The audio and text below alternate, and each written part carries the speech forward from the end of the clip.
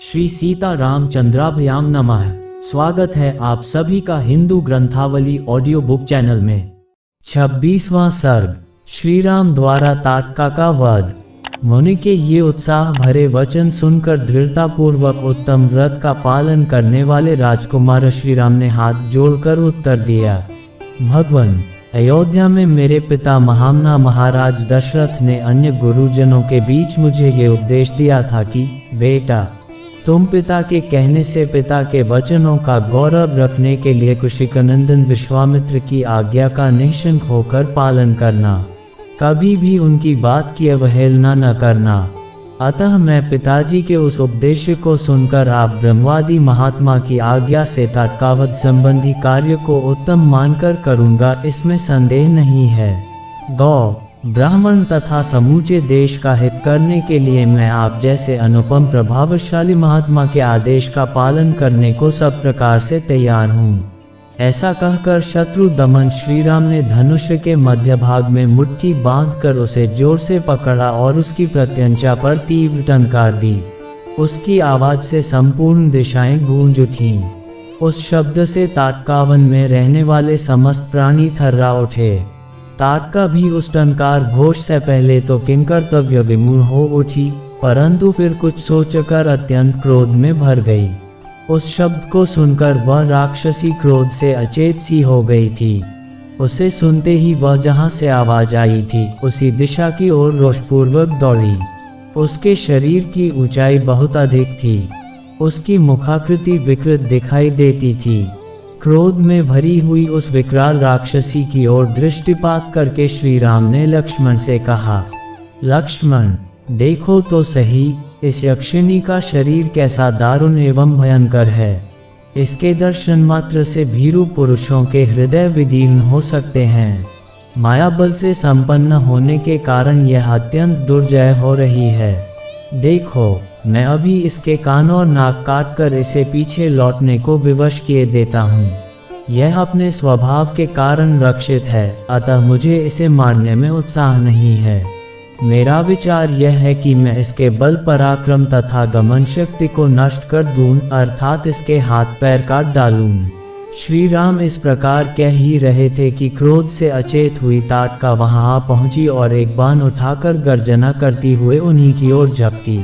ये देख ब्रह्मर्षि विश्वामित्र ने अपने हुंकार के द्वारा उसे डांट कर कहा, रघुकुल के इन दोनों राजकुमारों का कल्याण हो, इनकी विजय हो। तब ताटका ने उन दोनों रघुवंशी वीरों पर भयंकर धूल उड़ाना आरंभ किया। वहां धूल का विशाल बादल सा छा गया। उसके द्वारा उसने श्री राम और लक्ष्मण को 2 घड़ी तक मोह में डाल दिया। तत्पश्चात माया का आश्रय लेकर वह उन दोनों भाइयों पर पत्थरों की बड़ी भारी वर्षा करने लगी। ये देख रघुनाथ जी उस पर कुपित हो उठे। रघुवीर ने अपनी बाण वर्षा के द्वारा उसकी बड़ी भारी शिलावृष्टि को रोककर अपनी ओर आती हुई उस निशाचरी के दोनों हाथ तीखे सहायकों से काट डाले।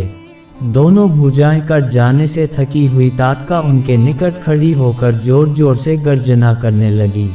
ये देख सुमित्रा कुमार लक्ष्मण ने क्रोध में भरकर उसके नाक कान काट लिए, परंतु वह तो इच्छानुसार रूप धारण करने वाली यक्षिणी थी, अतः अनेक प्रकार के रूप बनाकर अपनी माया से श्री राम और लक्ष्मण को मोह में डालती हुई अदृश्य हो गई।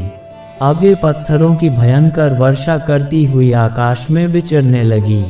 श्री राम और लक्ष्मण पर चारों ओर से प्रस्तरों की वृष्टि होती देख तेजस्वी गादिनंदन विश्वामित्र ने इस प्रकार कहा, श्री राम, इसके ऊपर तुम्हारा दया करना व्यर्थ है। ये बड़ी पापिनी और दुराचारिणी है, सदा यज्ञों में विघ्न डाला करती है। यह अपनी माया से पुनः प्रबल हो उठे, इसके पहले ही इसे मार डालो। अभी संध्या काल आना चाहता है, इसके पहले ही यह कार्य हो जाना चाहिए, क्योंकि संध्या के समय राक्षस दुर्जय हो जाते हैं।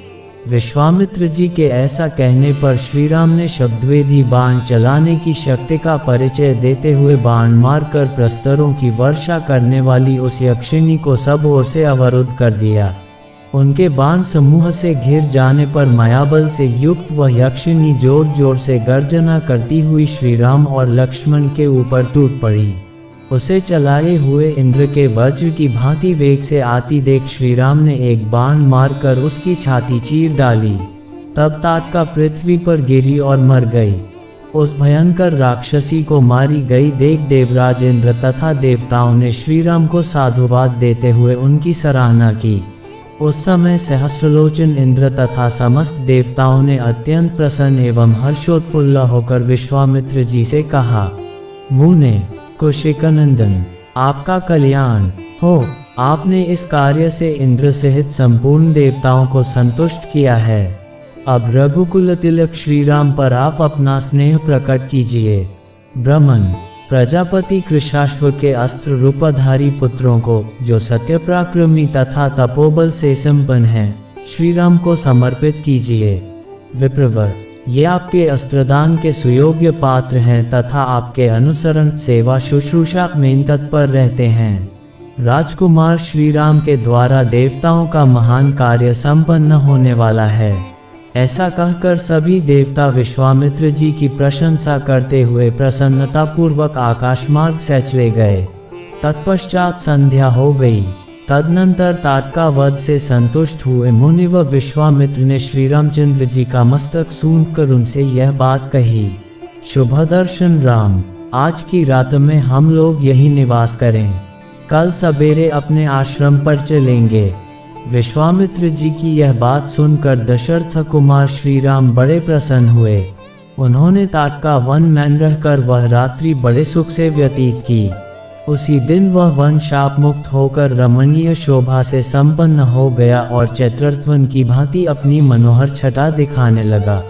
यक्षकन्या ताटका का वध करके श्री रामचंद्र जी देवताओं तथा सिद्ध समूहों की प्रशंसा के पात्र बन गए।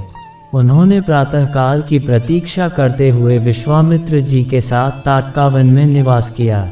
इस प्रकार श्री वाल्मीकि निर्मित आर्ष रामायण आदि काव्य के बालकांड में 26वां सर्ग पूरा हुआ। 26